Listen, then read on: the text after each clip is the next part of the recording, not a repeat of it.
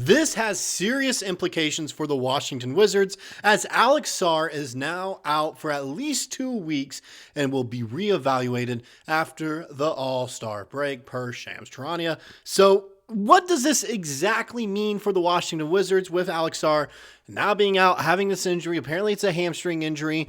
What kind of implications does this actually have for the Wizards? We know they're tanking. We know they are trying their best to get the first overall pick in the NBA draft and at minimum have the worst record in the league. So the lowest you can drop is 5th overall, because still getting the 5th pick in this draft and getting a guy like Keaton Wagler, Caleb Wilson, maybe even Kingston Flemings is still great for this team. A guy that could potentially be a starter, but also be a great player off the bench, maybe your future 6th man for the team as well, would be absolutely phenomenal for the Wizards going forward. You know, of course, the goal is to get a guy like Darren Peterson, Cameron Boozer, or AJ Debonsa who can instantly start with the squad and help you out and have an instant impact that has superstar potential in the NBA.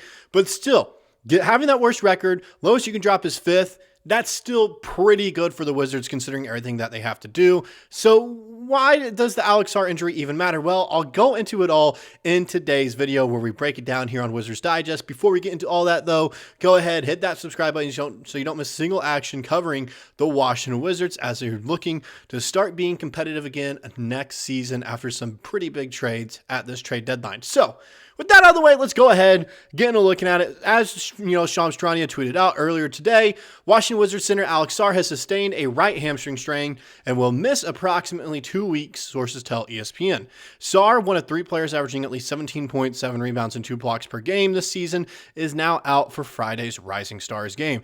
I know one of the other players on that list is Victor Wembanyama. I would think the other guy is Chet Holmgren. I would assume that would be the other person of those 3 players averaging 17, 7, and 2 this season. I'm not completely sure though. Someone, you can go ahead and correct me in the comment section down below. What does this mean? Well, first off, there was potential for Alex Sarr to make it in the All-Star game as a replacement for Giannis Antetokounmpo. Now, of course, with the injury, it's not going to happen, but that was because Joel Embiid is also out with an injury. So it really was going to come down to between him and Lauri Markkanen. Now, it ended up being De'Aaron Fox, which I don't agree with whatsoever. If it wasn't going to be Sarr if he was injured, it should have been Markkanen for sure. For some reason, they chose Fox. I don't really get it. Should have been Markkanen when you look at the stats, but we won't get into all that either. The second reason for this is because they are missing out on their best player now this season. I can go ahead and get ready to pull up the stats for you guys. But Alex Sarr has been, regardless of all the trades that have happened, you can even throw in CJ McCollum in that mix if you want. Alex Sarr has been this team's best player in his second year. Everyone wrote him off after his rookie season. He has come back with a vengeance, though. And, being honest, he looks like the best rookie from his class. It's him or Stephon Castle, one of the two. All right, and Keyshawn George has been top 5 as well. So let's go ahead, take a look at his stats here. As you can see, averaging 17.2 points per game. That's ranked 69th in the league. Nice. Rebound, 7.8 per game. That's 30th. Would like to see that number get up, especially as a center, but it may not look like the team envisions him as a center, maybe more as a 4, which I can kind of see as well if he can get his 3-point numbers up a little bit.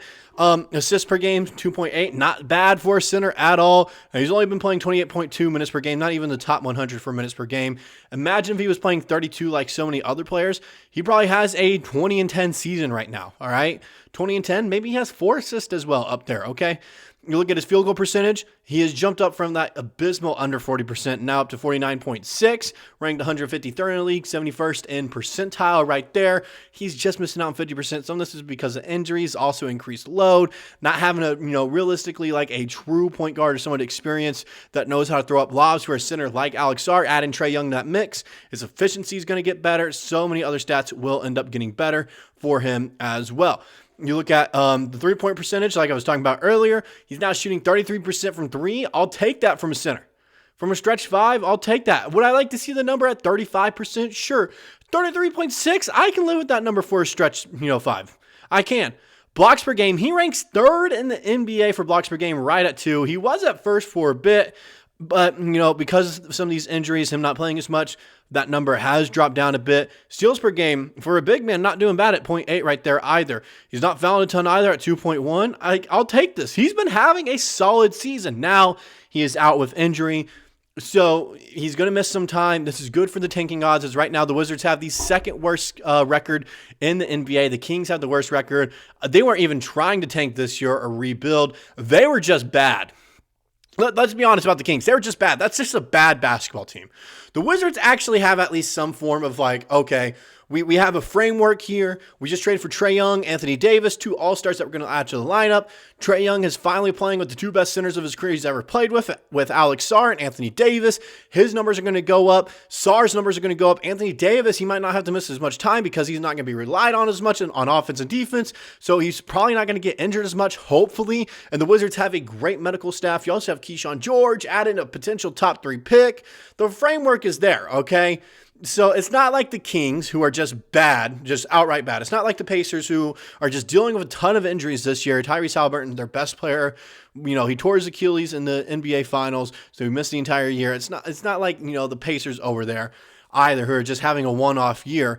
The Jazz and Wizards kind of have a framework in certain places like, look, this is clearly what we're trying to go for, so let's keep on doing it. So what does this exactly mean?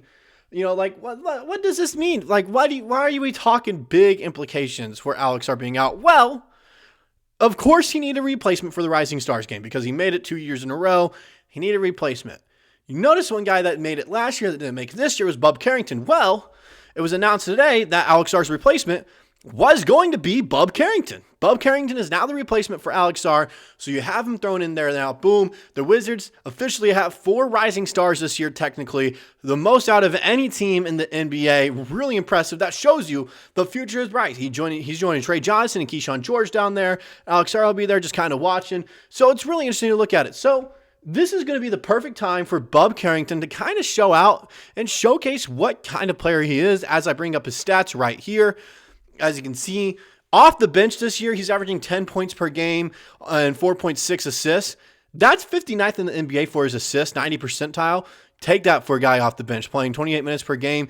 Of course, next season, is he going to play 28 minutes? Probably not. Probably more, I would guess 23, 22 minutes would be my guess. So that's definitely going to be something to look out for him. Field goal percentage, now this is something we got to talk about, of course. His number is not great. 23 percentile in the league, 407th at 40% per game. Not great whatsoever. That number, though, overshadows something that he's been really good at this year, and that is three-point shooting. 39.3% from, behind the arc. That's 80 percentile, 107th in the NBA. As we know, three-point shot is coming, into the league now where everyone wants to be taking these shots. So, I'll take that number for sure. That's a really good number. He's also been one of the best pull-up three-point shooters in the league as well. Defensively, he still struggles, let's be honest. But because of Alex Sarr being out, and I'm assuming guys like Keyshawn George, probably not going to get as much time either. You're probably going to see some of these other guys just start to sit out more. Bub Carrington is going to get a lot of time to kind of prove himself. Look, I am your backup point guard for this team, going forward, because it seems like Trae Young is on the team for the long term. So that's kind of what they're going for here, okay? That's kind of what it is, all right? Well, you can go ahead and take a look at other injuries that the team has going on right now as I pull up those stats. Really, it's just Alexander Sarr and Tristan Vukcevic are the big ones. We know Trae Young is out. We know Cam Whitmore is out. We know Anthony Davis is out. You saw the reports the other day. D'Angelo Russell isn't reporting to the Washington Wizards. My good friend Henry Brown over at Wizards on SI with me and All Wizards Talk. Check out our stuff there online, podcast, Twitter, all that stuff. D'Angelo Russell is not going to report to the team. So, of course, he's also on that injury list. So, those are, like I mentioned, 6 guys there. Boom. You're also going to see Keyshawn George start to randomly get injuries as well. You're probably going to see Bilal Coulibaly get random injuries as well, okay? You're going to see them not play in, increased minutes either. So, this is truly when you're going to see the team start to tank a little bit. This is it. As soon as All-Star break is back, I don't expect the starters to play at all in fourth quarters and rarely in third quarters as well. You are going to see them just start to sit the bench. They'll get their 16, 18 minutes in the first half of play. That's it. Sit them. Don't risk them getting injured. Keep on losing games. Try to get the worst record. So the lowest you can drop in the draft is 5th overall, because that's still a really good pick to have. Just got to do everything you can to make sure you keep your pick this year and it doesn't go to the New York Knicks. You got to make sure you finish with one of the 4 worst records in the league. That secures the lowest you can drop is 8th. If you go to 9th or below, you give that pick to the Knicks. So this injury, you're going to see it kind of linger for a little bit. You're going to see him miss a lot of time as well once the back end of March gets here as well. it's just one of those things where now you might say goodbye to Alex Sarr for the rest of the season. When I say goodbye, not trade, just he's not going to be playing as much, all right? Because this injury, I think he actually has a legit hamstring strain injury when you looked at his injury history throughout the entire season before the team even started to like really tank when they were still playing it with everyone. He had an injury. He did. All right, so you might as well play it safe. Don't, risk him getting injured even more, where it's one of those things where he sits out an extended time next season. And also, why play him if you're trying to lose games and get a top draft pick? That's all I got for this video. Let me know what you guys personally think about the injury in the comment section down below. I'll see you guys in the next one. Peace.